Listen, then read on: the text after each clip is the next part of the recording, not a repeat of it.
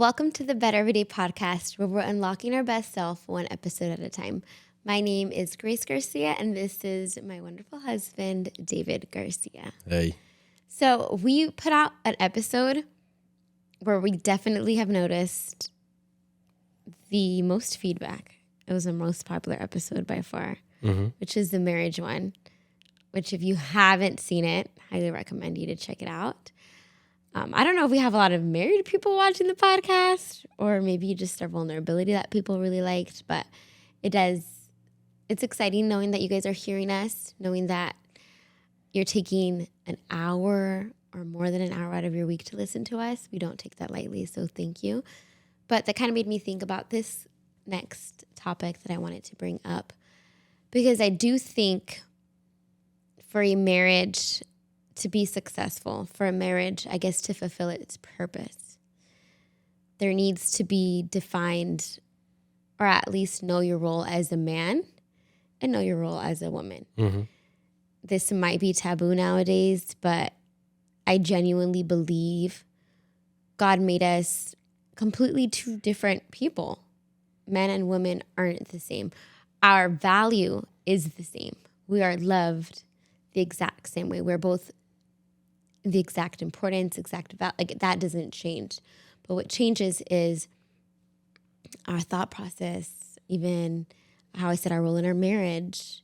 And I have seen and have heard, I don't know if it's because it's not taught about or people don't do their research in the beginning. And a lot of the times in our marriage episode we're talking about, it's just the lack of examples that we've seen. People sharing their stories, people not being as real as we'd want them to be or as helpful as it would be for us.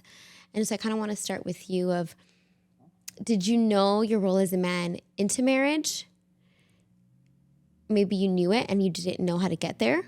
Was there something that kind of helped you get to be where you are now? It's a heavy loaded question, so digest it as you'd like. Yeah, I don't know. I don't know if this is a question that many people think about, actually. I don't think I ever really thought about it. I just thought, hey, we're going to get married. We're going to be a team. We're going to tackle life together. My job as a man is to work, be able to provide, to love you, to care for you, to help you, and vice versa for you. I expected you to be my help, be my encourager. But more than that, I didn't really think about it at the beginning. And as time has evolved, I've seen the importance of a man's role in marriage and also the women's role in marriage. It's very important. Both are very important. And when both can come together as one, in one spirit, one team, I mean, that team is unstoppable. So now, as the time has evolved, as time has gone on, I have evolved. I have, I guess, matured. I think I see my role as a man as a leader of the household, especially now having two children. And I see the responsibility that I have. And I mean, you've reminded me both in good ways and not so good ways of, well, you're the man, you're the leader, you're the one who is the role model, you're the one who's leading the way. So if you have bad habits, we're all going to have bad habits. And I've seen the importance of that, and I've embraced it. Although the way that it was brought up before, it was hard to embrace. It was hard to swallow. Although you were telling the truth, I do believe that how you communicate things, not just you, but anyone listening, like how you communicate things is very important for you to be an effective communicator. Yeah. Because you could be saying something good, but if you say it in a bad way, the listener's gonna have a hard time listening to it. And some of us have the posture of pride of I'm just gonna tell it how it is, and they're just gonna have to take it. and you kind of put the ball of maturity in their court when you're kind of throwing the ball at them and you're not taking any responsibility for yourself of, no, should I be communicating this in a better way so this person really grasps it? Because I'm assuming that the whole point of you bringing something up is because you want the other person to be better. Yeah. But how you communicate that, I mean, it's two sides of the coin, really. And so I finally did embrace it. And I'm like, okay, I do have the responsibility to be a leader in my home. What does that mean? I have to lead spiritually. I have to be the role model. So I have to be what I want to see in my home. I need to be what I want my wife and my kids to reflect. They're going to be a reflection of me out in the world. And I need to be a reflection of Jesus. So if I'm not being a reflection of Jesus, then my family is not going to be a reflection of Jesus. So the day after tomorrow, if you do something that I'm like, what the heck is up? Or like my kids do something, I'm like, what? It really falls on me. I'm the responsible one. Like, I'm the one, if I see something wrong, I should be being a leader and correcting whatever it is that I see wrong. Now, that doesn't mean I'm cracking the whip. Like, there's leadership, that could be another topic, another podcast episode, because leadership, to be a leader, it's not easy, and it's not cracking the whip, and it's not being the boss. There's many facets of being a leader. But I had to embrace, like, how do I become a leader to my family? And so that's something I embraced, which is probably like the most important part, is the leadership part, being the role model, being the one that has the initiative to become better, to be able to inspire my family to become better as well. What else? Loving you wholeheartedly. I mean, if you guys heard the marriage podcast, like it was a process, but I believe I'm there now. And me being able to love you wholeheartedly, again, I'm being a role model to my kids. My son gets to see how a man should treat a woman. My daughter gets to see how she should be treated when she's older. Like, so that part. What else? Being a teacher to my kids, which is sometimes more difficult than not. But yeah, I would say that's basically the gist of it. No, those are good things. And I think one of the many desires of a woman is always like, I want my man to lead. I don't think anyone gets married saying right before marriage, I can't wait to take the reins and lead this home and take it to where I think it's... You don't think any woman is the way that you say that they're not? Well, that's what I'm saying. I feel every woman wants a man to kind of have it all together and lead them. But the case is, it's not like that. And so what you get is you get married, and many of the times a woman is like, my husband's slacking. I want him to rise up. I want him to rise up. And it's hard, encouraging them or helping them in the way they need it, because it could be frustrating for us women. So many times we go to nagging or complaining or straight up just arguing about it. But then once the man starts taking that leadership position, like let's say the switch goes on and he says, okay, I want to and I need to. Handing that over where like it hasn't been done, and then like now taking a seat and trusting, like, oh, that's not how I would do it, and like just completely like letting go. That also takes so much. Yeah, so what you're saying right now is it's a two-way street. Because we were there before. You'd be like, lead. And I sometimes like come back at you and be like, I'm trying to, but you're not letting me. Yeah. And I think there's a good amount of relationships that start like that. Like you're saying, like, I don't think a woman goes into a marriage that like they don't want to control. But I think there's a part of women that like do want to control. Like we go back to the marriage podcast where I'm telling you, like a lot of girls before they get the ring, they're bugging their boyfriends like, When am I getting the ring? When am I getting the ring? I think in a perfect world, they would want the man to be like, I'm going to get you the ring this day. And, that's in a perfect world. So I don't think any woman is like, I want to nag him into what I want. Yeah, but then you're also speaking, if a woman truly doesn't want that, then a woman is also practicing patience. Both trusting in the Lord and in her man that she chose. Yeah. And nobody has forced her to be with that man. And that's hard. 100%. Mm-hmm. But the moment that you ladies do start to, well, where's my ring? Where's this? Where's that? Yeah. And when you guys don't see, or when you ladies don't see what you want happen, what is it that you do? You guys take the reins. I'm going to make it happen on my own. Yeah. And then what happens? Then the conditioning part starts happening where the woman is taking control, but complaining that she's taking control and complaining about the man that's not taking control.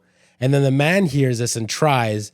And then the woman's like, no, not like that. Discourages the man. The man then goes, you know what? What am I even doing then? Like, feels defeated. Yeah, it feels defeated, emasculated, because he's being told, be the man. But at the same time, you're not being the man that I need you to be.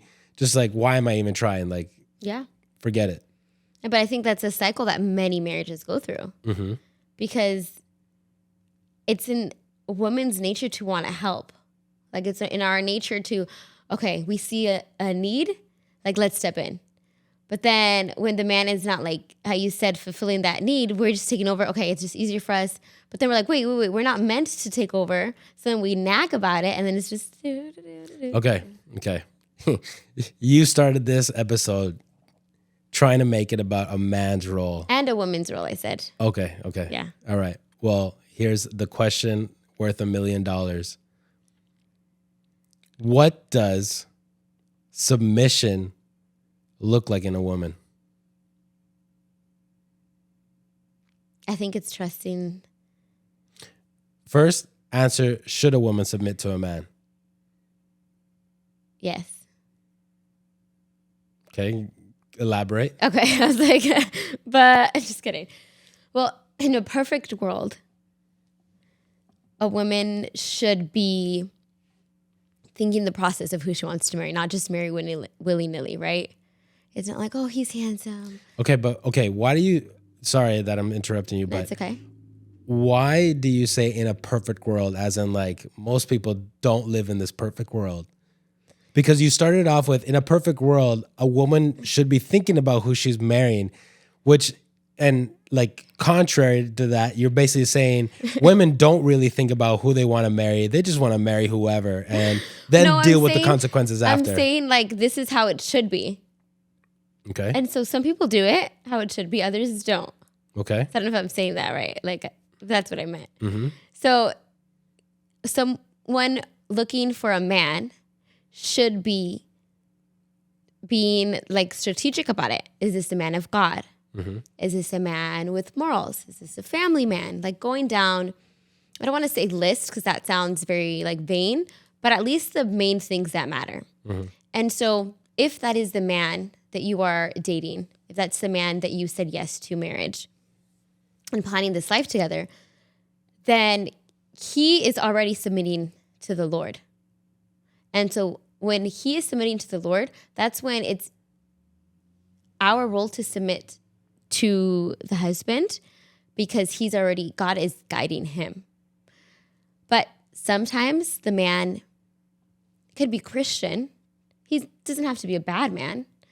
But many times, I don't want to say like not spiritually in tune or discerning what the Holy Spirit is doing. And so we're still called to submit regardless. Mm. It's our choice at the end of the day, we married him or not. Mm-hmm.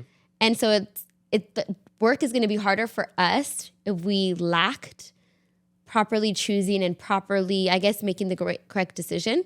Right. Because regardless if we said yes and he's not, we're still called, then that's kind of our consequence, to submit and trust that, and use your prayer life in faith and say, God, I am out of obedience now going to submit to my husband because your word says it, and praying for him. So hopefully he can be under submission then to the Lord. But regardless if he is or not. That's why it's so important to choose a man who is, because you're called, you married him. Okay. Now you have to submit to him. And I'm glad that you said that last part, because I know I saw your face change. You were scaring me a little bit. Change. You were scaring me a little bit when you were like, "Oh, well," but sometimes they're not submitted to God. Yeah, so he thought I was like feminist. Well, yeah, I thought you were gonna go going towards, well, they're not submitted to God, then you don't gotta submit to them. But that's not true. No, 100% like obedience through a fault, and that's why it's so important, because so many women complain about their man, but he's not praying, he's not reading his Bible, he's not going to church. And it's like, if he wasn't doing this before, you knew that. Mm-hmm. So how is that his fault? Now that's just your fault. And so unfortunately, this is where your faith homegirl is going to be tested. Mm-hmm. And you have to pray, and God could change him. But if he doesn't, are you still going to be obedient to what God said? And that's the thing. Two things before marriage. One is, when a man and a woman decide that they're going to get married, so the man proposes, the woman accepts, the two are basically coming into agreement of, the woman is saying, I agree that I want you to be my leader. Mm-hmm. And the man is saying, I agree, I want you to be my help. Mm-hmm. When you both come into agreement, like, people really need to, like, the people that haven't gotten married yet, or are thinking about getting married, or about to get married, like, really need to think about that. Yeah. Because when you cross that line of marriage, don't be complaining about, oh, this dude's not doing this and that dude's not doing that. Like, you just said it. You knew who he was before. And that's the crazy thing as well, that many people before marriage think, once we cross that threshold of marriage, then they're going to change. Yeah. And I told you from the beginning. Yeah, you did. I was like, whatever habits you practice before marriage is the habits that you're going to practice after marriage. Mm. Like, you just making that covenant, coming together, like, it just changes the fact that you are one. Yeah. But it doesn't change your habits. It doesn't change who you are. Like, you are who you are. Like, that moment doesn't just, oh my gosh, radical change. Like, I'm just an on point person now. Like, no, it doesn't work like that.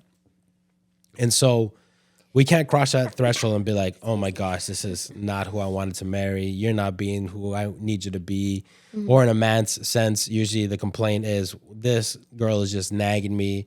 And I've had conversations with people, with guys before, and they're like, oh, this woman this and this woman that. She keeps nagging me. And I tell all the guys all the time, like, when you decided to marry her, you decided, I agree that this woman is going to be my help. And we already see it in the story of Adam and Eve. We see it many, many of times. We see it nowadays. A woman, it may be portrayed as nagging, because sometimes women, when they're frustrated, they don't know, they just, all the communication and all the maturity, everything just goes out the window. And you guys are just like, I just want to get what I want. Like, it's a little, I mean, blanket statement. This is from a man's perspective. Okay. This is a man's perspective. Try not to get offended, ladies.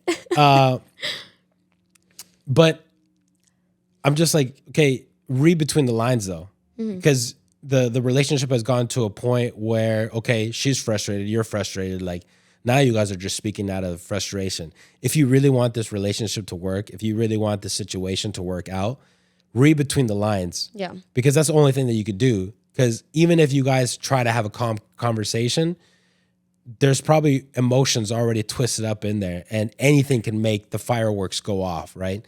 So I'm like, read between the lines. What is she really trying to tell you? Like, for example, like if the woman's like, hey, like, yo, you go overboard when you start drinking, or I don't know, you go overboard when you get angry, or you go overboard, whatever, when you get emotional, whatever the case may be. And she's like, you need to stop. Like, what is she telling you? I see something better in you. Plain and simple, that's what she's saying. She's not maybe communicating in the best way, but in between the lines, she's basically saying, I see that you can do better in this area. And I know you can do better. And I'm being your help and calling that out in you and holding you accountable. Mm-hmm. And so what I tell the guys, I'm like, read between the lines. She's probably saying something good, not communicating it well. You guys can get to the point where you guys can communicate in a healthy way later on. But right now, in the situation where you both are frustrated, emotions are high, the heat of the moment, there's no like having a a calm conversation, a civil conversation. Be the mature one. Yeah. If you really want it to work out, be the mature one. Read between the lines and be like, you know what? This is what I hear you say. I hear you say that you want me to be better in this area. Is that right? I think 9 times out of 10, maybe even 10 out of 10 times, the woman's going to be like, yeah, that is exactly what I'm saying. But that takes so much maturity, so much wisdom, so much self-control and pausing. The funny thing is that you say that like, but that takes so much, as in like a lot of people don't have the maturity, don't have that wisdom. Well, yeah, I It's feel just like because everyone's lost. Well, I think we're talking about marriages. Mm-hmm. When you're married, how you even said it, there's so many habits created. So just taking that pause and like, it's doable 100%. And if it should be done, yes. But it takes, I guess, and hopefully in us saying this, it helps people now kind of analyze, oh, wow, I have been there. And that's true. She or he has been trying to communicate this and I'm not listening correctly, because it takes so much self-awareness to be like, okay, first let me pause, control it myself, see her for the good and not just what she's spitting at me right now, translate it and then accept it in a better way. Like that's a lot. But again, I'm hoping that this podcast is bringing that self-awareness because yeah, God, I don't think messed up in creating a man and a woman. Mm-hmm. Divorce is like at an all-time high. Marriage is hard. We've already talked about that. It is. We live in a fallen world, and it's going to be super duper hard. But in its original design, is it so beautiful? Like yes, like God knew exactly what He was doing it. So if it's worth it, yes, it's worth it. And a woman has everything she needs to complement her man, and the man has everything he needs to be the man he needs, or be the man he needs for a woman. Did I say that right? Be the man that he needs to be for a woman? Yes. Okay. Mm-hmm. And so that it's in us 100%. The potential is there. But that's where it comes so many of the stopping, realizing our bad habits. Who do we want to be? Who do we want to become? And like start working on that, because it can't just happen from one day to another. Mm-hmm. It can't. And well, I wanted to ask, because you've already said this was how you were pre-marriage or early on in our marriage and now, but what are certain things, like if people are seeing this and they're like, I identify myself, I see myself as a man in David, or even as a woman, like I see my temper being like that or whatever it is, like what are things they can do to be like, all right, God didn't create me this way. It was a bunch of pain and it's a bunch of things that I've gone through. But I want to reach into being this healthy spouse for my partner. So like, how did you get from point A to point B? I think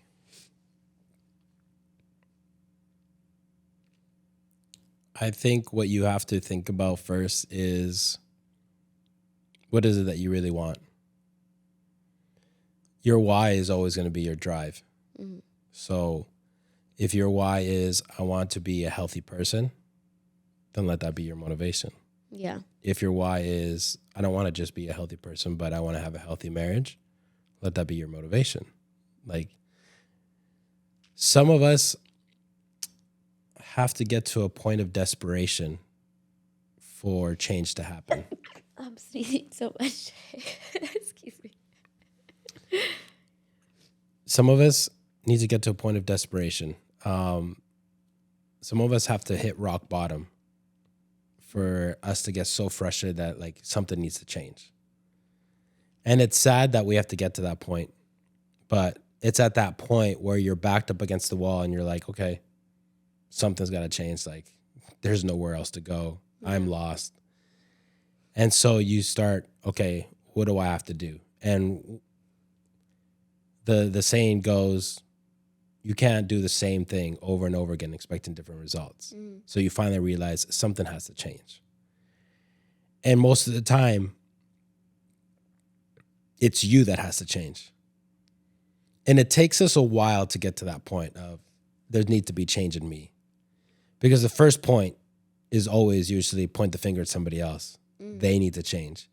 And for the Christians listening, we usually start praying, God, please change my wife. Yeah. Please change this and this and this and this and this and this and help her in this. And sometimes we word it right so it sounds really nice. But if you really listen, there might be a voice talking back to you saying like, homeboy, you gonna pray about yourself? You don't think you have things that you need to work on? And so we need to reflect. We need to take responsibility. And when we take responsibility, that's when the work starts happening. Because you're like, I need to make the right choices. And sometimes the choices may be, I need help. Going to counseling. I need help. I'm going to reach out to a man that's been married for 20 years and maybe he can help me out. There must be something that's working for him because he's been married for 20 years, you know? Maybe meet with a group of guys that are older. They usually have more wisdom. And you can pick at the bushes of wisdom and grab what you need to be able to, you know, use that for yourself. And I mean, we're a big advocate of that. That's kind of the whole point of the podcast as well, is for us to be able to hand out wisdom to people so people can get from point A to point B a lot quicker than we did, right? And so taking responsibility, seeking wisdom other places, but the most hardest thing is the responsibility part, because it's not just, oh, okay, you know, I have anger issues and I have this. It's like, okay, cool. You finally recognize that that's only the first step. Second step is actually doing the work. That's the hard part of, okay, I realize that there's certain triggers that happen. Okay, I've realized it. Okay, let's try to avoid it. But you can't avoid every single trigger. You're still going to get triggered. What are you going to do when you get triggered? That's when the hard stuff gets going. And we always go back to, you have two paths to choose, the easier path or the harder path. The harder path leads to life. The easier path leads to death. The easier path would be given to the trigger, go crazy, feel good in the moment, and then feel like crap after. Or the harder path, you're probably going to feel like crap right now, but as time goes on, you're going to be growing and you're going to be grateful that you took that harder path because you are growing as a person. You're overcoming these things. You're tapping into God's river of life, of peace, of love, of joy, and you're growing from it.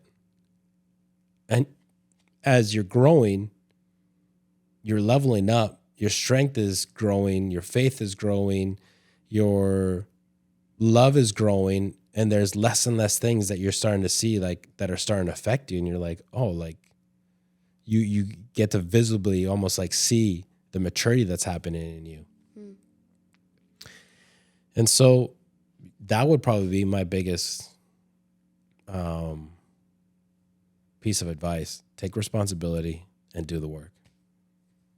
I think that probably, at least for me, hearing that, the reason why that could be the hardest part is because it takes so much trust. Because again, we're talking about marriage, so it's two people that ultimately are at our fault.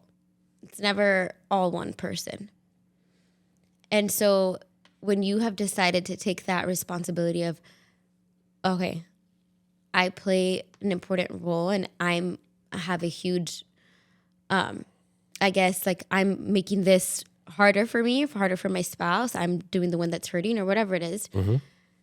To fix it, that takes so much trust in God or in your spouse, because regardless of if they've gotten the memo or not, you're saying, like, I don't know if you've been convicted. I don't know if God is speaking to you. I don't know if you have any desire to change, get better. You're in your own personal journey. I don't know what that looks like. I'm deciding to do this, even if you might not change. And I think that's the hardest part, knowing, like, being mature enough to say, I'm willing to do it because this is what's right. This is what's best. But knowing that it could have a positive effect on them or it could have a negative effect. And that's the thing. We could make a decision to make that change. And then you're hoping, like, okay, hopefully they see it from day one and they get inspired to do it. It's usually not the case. And you need to do it first for your own self. And let me just elaborate on that. I say for your own self because there have been things built up in a relationship. I relate it to my story. There was armor that I built around myself to be able to protect myself. And usually in a marriage, when this back and forth keeps happening and it seems like you both are rolling down the hill and you're like, what the heck? And you finally get to the bottom and you're backed up in the corner and you're just like, I don't know what else to do. When you're at that point, usually there's a lot of bitterness, there's resentment, there's a lot of hurt, there's a lot of there's lack of trust. Yeah. And so we as humans will always have like a survival instinct. And so our survival instinct, whether it's conscious or subconscious, is telling us build systems, build armor, put it around yourself and protect yourself. Because you already see the moment that you walk through that door into your home, there's a fight that's going to be happening. Mm-hmm. And if you're not protecting yourself, you're going to get hurt. And that's where you see all the defensiveness. There's a back and forth of pointing fingers. Nobody wants to take responsibility. People are calling names. You're this and you're that. And both people are trying to make the other person realize that they're wrong. Yeah. There's a lot of toxicity. And so you've built up all that armor. And I go back to my story a couple episodes back of I realized that all the pain was molding me. And not only molding me, but I was creating that armor around myself. And this is not just in marriage, but this is just in life in general. Mm-hmm. And I go to the story of David when Saul puts the armor on him. It didn't fit him. It fit Saul. It didn't fit David. But David tried to walk in it, right? Yeah. And he was finally realized, luckily he realized, hey, I can't do this. I haven't practiced with this, right? But my point is, you build this armor that you're using to survive. And I mean, the counselor that we met with told me, it was okay for a season, right? It's because you needed to survive. Yeah. But it wasn't meant long term, right? And I think, okay, let's justify it that way then. You built that armor because there's fights happening in your home, in your marriage, back and forth, just a bunch of toxicity and ugliness going around. And you built up that armor to protect yourself. But the moment that you realize I need to change is the moment that you realize I need to drop all this armor. And that's what you're talking about, the faith. That's where faith comes in. Yeah. Because and then you need to kind of really reflect Jesus in the sake of I'm taking responsibility for this. I'm throwing down all my armor, which is scary because I've practiced with this armor for so long now. It's protected me. Yes, there's bitterness and resentment, and there's hurt, and there's toxicity, and there's bad thoughts in my heart and in my mind, but I can deal with that. What I can't deal with is really getting hurt. Really, not hurt, maybe broken hearted. But you need to drop that armor and be like Jesus. Sacrifice. And it's not for your glory, but it's because you love the other person. And the other person might not get it, your spouse might not get it off the hop. And they might still be flinging things at you. It's going to hurt. Mm-hmm. But if you're truly rooted in Christ and you really reflect that moment of Christ being crucified for the people that he loved, whether they deserved it or not, it's it's going to hurt, but I'm doing it for you. And eventually I'm doing it for us. And it's scary. It is scary. And you'll always have the tendencies. You'll always have that tick of go back, abort, that survival instinct in you. But you have to die to your flesh, die to your pride, and just be I'll take these shots. And the crazy thing is we'll always talk about delayed gratification. You might not see the sunshine. You might not see the flower blossom right there in that moment. But I promise you, as time goes on and that flower blossoms, the sunshine comes up, the marriage gets better because of the decisions that you made. I promise you that all those hits that you took, you're going to look back and be like, it was worth it. It always seems like it sucks in the moment. But you have to die to yourself to be able to gain what God has like promised to you. Mm-hmm. But it's hard. I mean, we're talking right now because we're kind of like on the other side. We've gone through it. And I'll always say it's much easier to talk outside of the box than it is actually being in the box. And when I say in the box, it's in the middle of that situation. Like it's easy to talk to a couple and be like, oh, well, you got to do this and that and blah, blah, blah, exactly what we're saying right now. But when we're in it, it's a whole different story. Mm-hmm. But it is hard, but that it's possible, it's possible. That it's necessary, it's necessary. That it'll pay off, it'll pay off. And that's what our roles ultimately are.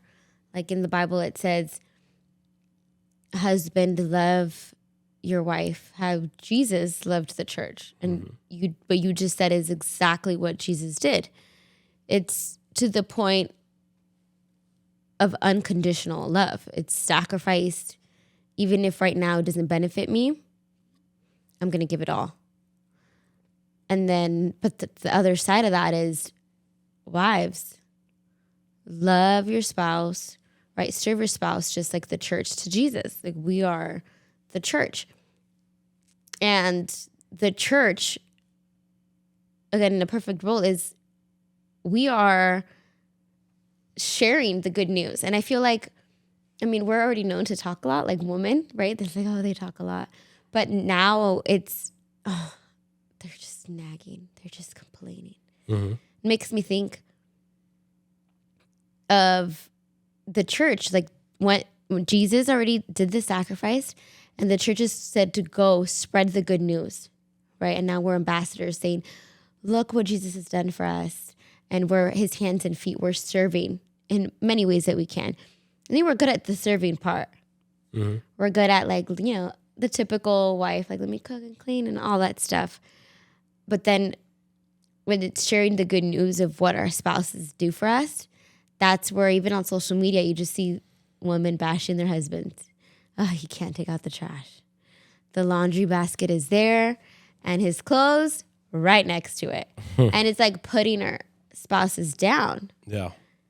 But if we're supposed to be like the church, it's not common for, and I don't know why it's not, like for us to be boasting about our men. And it makes me I'm convicted now at this moment, me speaking about it. Like, I can definitely brag more about you. I don't know if people will get annoyed. Okay, calm down. We get it. He's a good husband. And I'm not trying to say like showing off, but I truly believe in like changing the culture of what it means to be a wife. Yeah. Not complaining, not nagging. Because it says in Proverbs, right? A woman can use, like she has power. And she can either tear her house down or she can build and edify. Mm-hmm. And James tells us that our tongue is small, but it's power to destroy or power to bring life. And it says in Proverbs 2, a nagging woman, oh, like get out of the house. Like it's a nightmare to be with. And we get that bad rap, but for good reason, because we're just constantly complaining, oh, he doesn't do enough, he doesn't do enough, he doesn't do enough. Mm.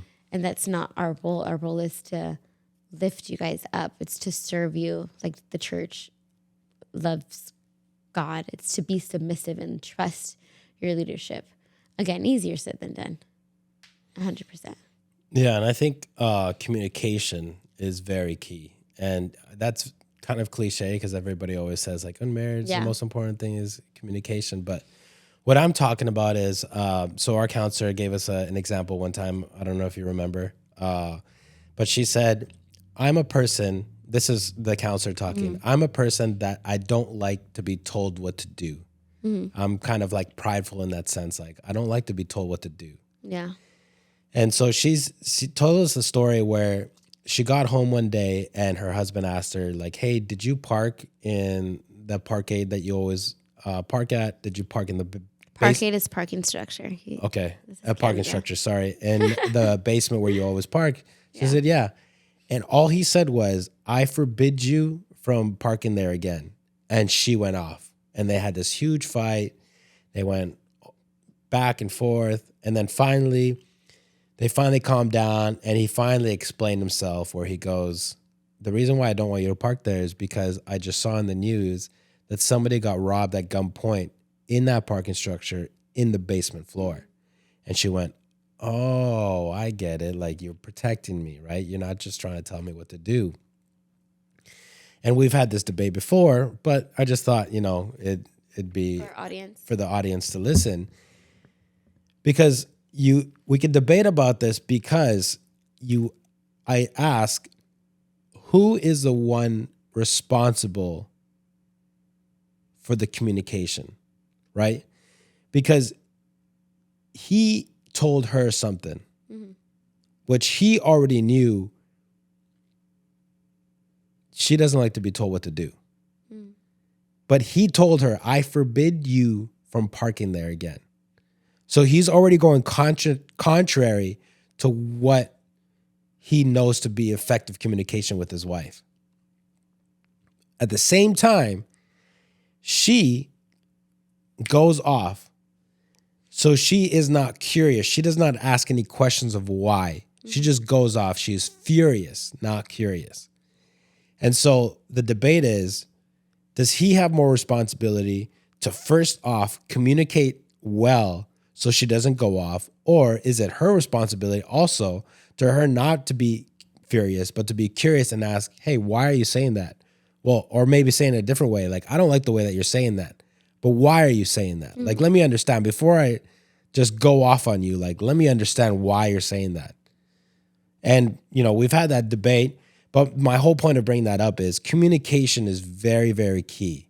Like, know your audience, know your wife, know your husband. Like, know what the best way to communicate with them is. It's very, very key.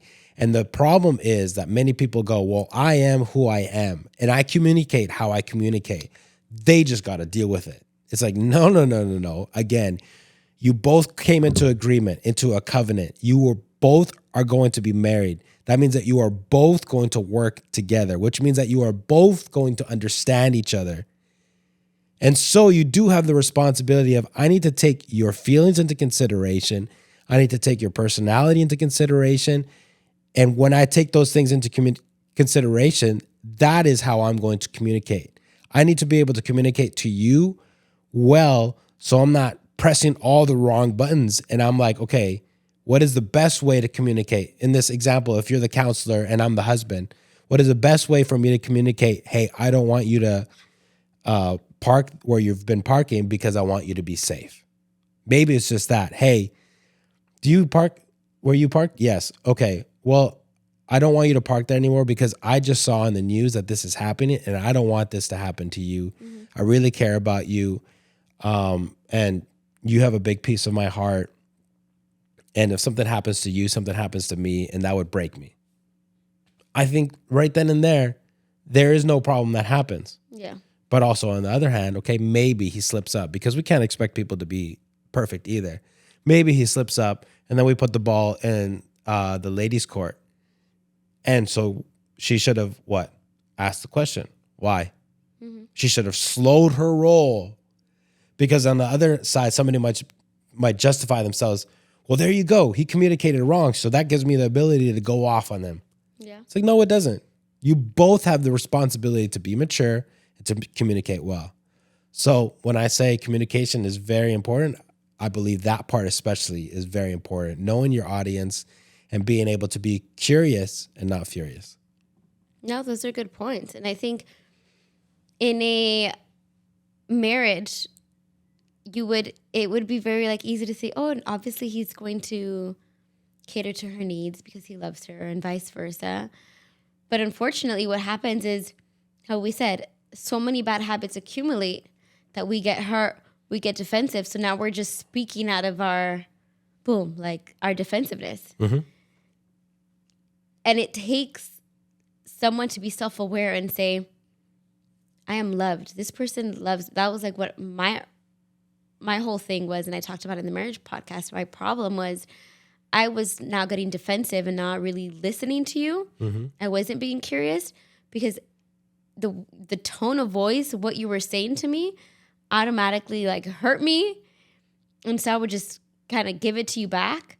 And if I just took a second and paused and was like, he loves me. He loves me. Let me interpret that differently. Like so much can be avoided. But unfortunately, someone, and that's why I always say it's both of their responsibilities. It was his fault, but since he did it that way, then it's her fault. Mm-hmm. And it's both. Whoever in that conversation, whoever has that thought first of like, wait, they love me. Let me just take a pause and see if this is like, whoever has that first thought, that's like, do it. Yeah. Take it. Because it's a two-way street. And that's where I think 100% as a woman, especially how we said, if we want, going back to the beginning of the conversation, a man to lead, a man to be at the forefront of their marriage in all areas, spiritually, financially, not talking about breadwinner, but feel like that protective role of like, you know, we've got this. Mm-hmm. With the family, it's going to take a woman who knows how to communicate to a man. Because I said it, we have, and I'm not even saying it, like God's saying it, like we have the power to build our home or destroy it. Yeah. And I think I've gotten better. I mean, I still like, I'm not going to say I never complain. Like, no, I think I complained today, like David or about something, I don't remember. But to say that but I think about the heart stuff, like what matters. I've said this, I have putting it into God's hands, knowing I cannot change you for one bit. Like you're just prideful and you're not prideful, but you're, what is that like word? Like strong-willed. Because you were prideful. He's not prideful anymore. Sorry. But you're strong-willed.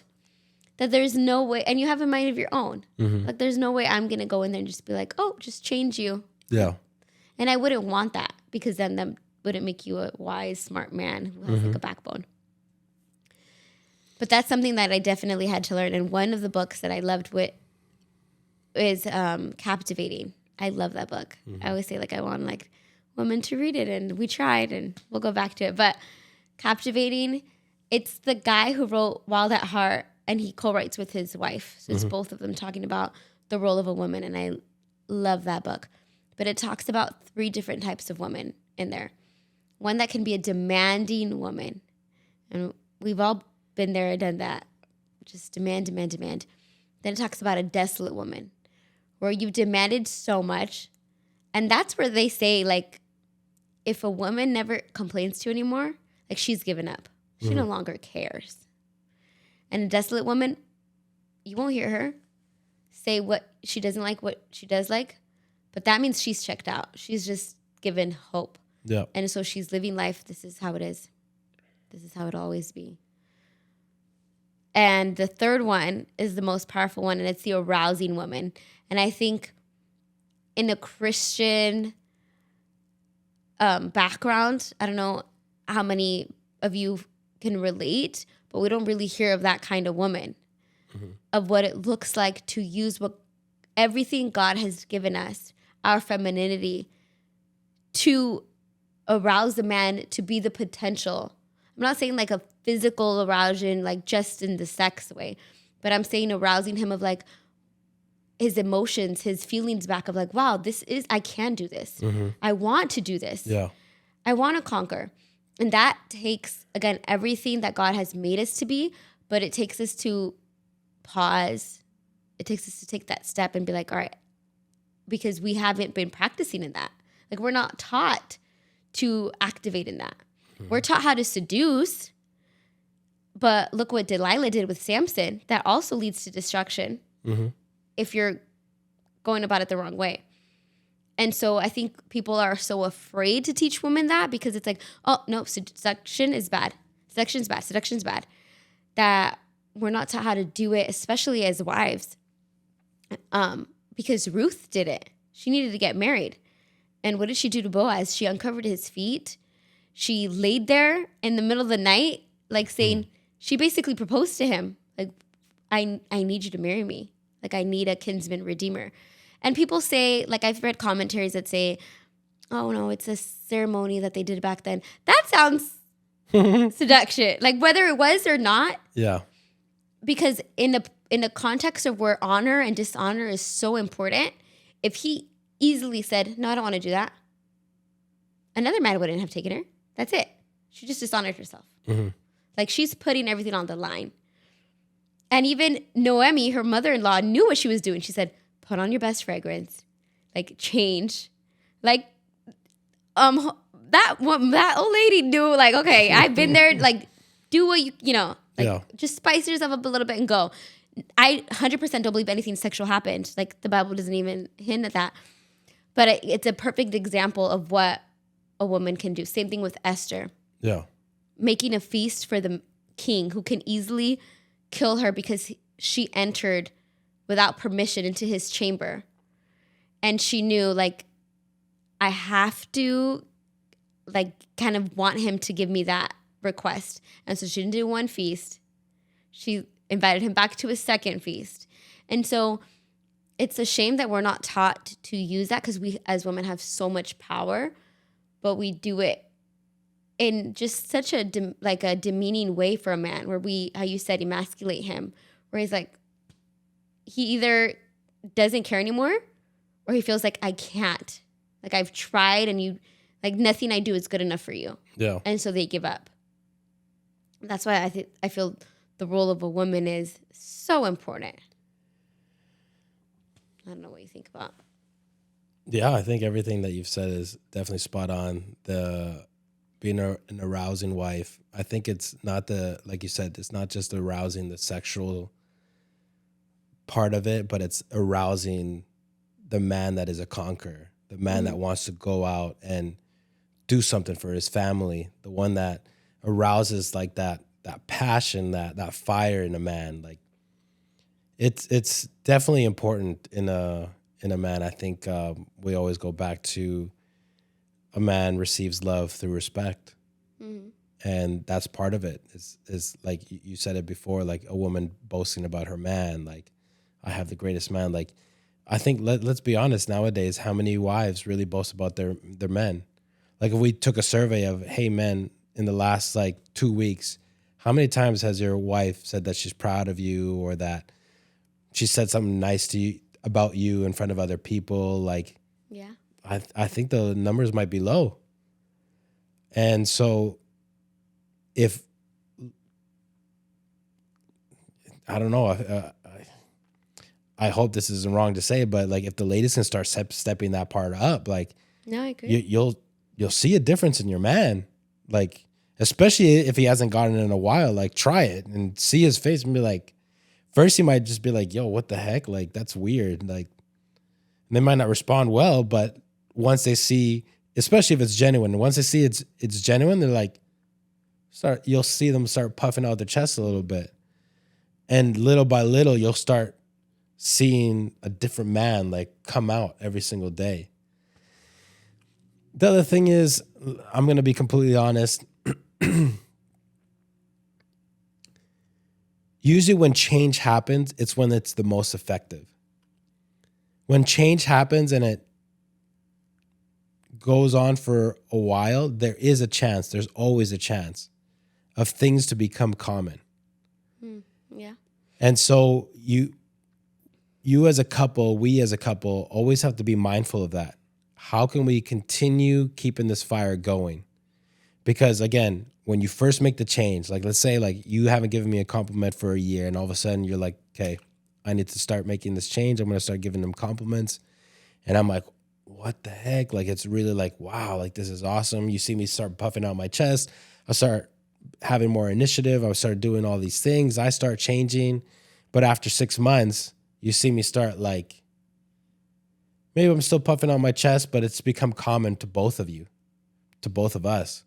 And it's like, okay, how can we keep this fire going? We see this fire start dwindling because it's honestly sad. From my perspective, it's sad because it's something so special that happens. And maybe it's just gratitude, continuing that gratitude over and over again. Because it is sad when something so special starts dwindling down. It's just like, oh, like, it's kind of like when a man, there's always that joke of like, oh, like, dude, you kind of let yourself go. Aren't you going to try for your wife? And it's just like, no, I have her already. Like, it's that whole like, oh, she's just common. Like, she's my wife. Like, I don't have to fight for her anymore. It's like, no, you need to continue to have that drive. And in the same way with like this change that's happening, let's say like the woman starts giving the man more like compliments. It's like the man has to have gratitude. Like this was not a thing before. Like we've been, let's say it's me and you. We've been married 8 years, and this never happened before. And now we're a year in, she's still doing it. To just keep thinking about like where you were before and where you are now, and how great God has been, where He's been restoring your marriage. Like. So we just need to be mindful of that, like keeping that fire alive and not making special things common. Yeah, and it goes back to the role of spouse, which is like Jesus in the church. Because how many times even in the church be like, on Sundays we worship God, on Sundays we learn about Him, and even take it for granted. And then life isn't always rainbows and sunshines. Like a season hits, and your relationship goes even further with God. And I think same in a marriage, right? Where we hope we're practicing good habits, and sometimes it might get common. May we always ask God, like, God, if it does, like, do something to, like, okay, catch me. And even seasons.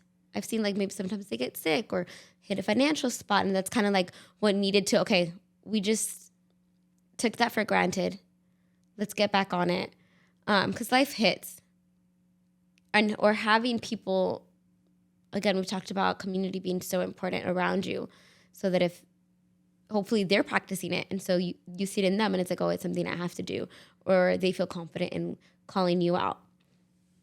But I think that's so important, and maybe that could be a challenge for our viewers of just both people, but especially women. I feel like how you said in a genuine way, because you always tell me, I notice when you do it just to do it without any meaning.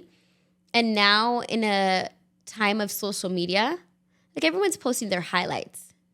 And I think your spouse knows if you're like, oh, look, he got me this coffee, he got me this flowers. But if you do it in a way where you don't typically do it, like you tell him in his face, or you tell him with his group of friends in person and he hears it, or, he's nearby and you don't think he's listening or whatever, Because, nowadays it's like, oh, look, we share our highlights in social media, or even be vulnerable on social media or whatever it is. But I think it'll do wonders. Yeah, and the one thing that I would like to add is if you're listening to this podcast, or you're already like getting to that point, you're backed up in the wall, I need to make a change, or maybe you've already started implementing changes, and maybe you've talked to your spouse and like, okay, we need to change, we need to be better. I would also say don't allow the past cycles to define the current season that you're in right now. What I mean by that is when me and you decided through counseling, hey, we need to start changing. Mm-hmm. We kept reminding each other, hey, you're treating me like the old David. Or you would be like, hey, you're treating me like the old Grace. That's not who I am anymore.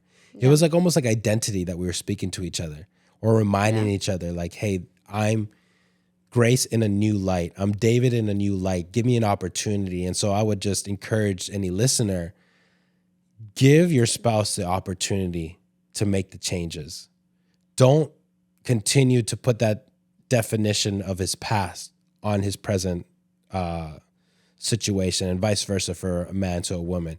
And it's easier said than done for sure, because your spouse might say something that's triggering. It's like, oh, it's like she's doing it again. Give her an opportunity And then again, practice, take the responsibility yourself. I'm going to be responsible for my emotions. If something's triggering me, let me ask questions first. Yeah. Let's clear things up. If we're truly going to try, let's both try. You know what I mean? And so I would just say, give your spouse the opportunity. Yeah. Give them that safe space of, hey, if you're going to make that attempt, I'm going to give you the safe space to make that attempt.